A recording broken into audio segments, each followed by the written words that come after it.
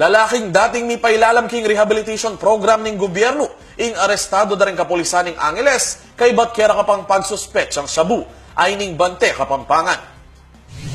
King Barangay Santo Cristo, syudad ning Angeles, meto nga 24 anyo sa drug reformist, ingay na kanutatagon king rehabilitation program, ing mesa kote king operasyon kontra droga, asagawa ning Angeles City Police Station 6, king pamanimuna ng Police Chief Inspector Albert Dizon at Senior Inspector Nelson Mendoza, ngening Martis, November 27. Kinilala ning Dizon ning suspect kay Ever Tagala, residente ning Doña Belen Subdivision, king mesabing barangay.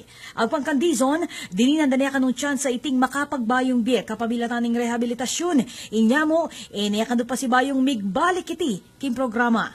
Pinabigyan namin siya, pinag-report namin para mag-undergo siya ng reformation program. Sa katunayan, hindi na po siya nag-a-attend dahil puro absent na lang. Ang inaatupag na lang niya yung kanyang pagsasyapo. Kaya inoperate na namin siya.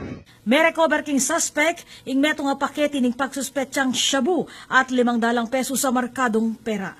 Ako po, Patricia Mamangon para king News Force, Pampanga. Balitang tutuking Balen, susuyo.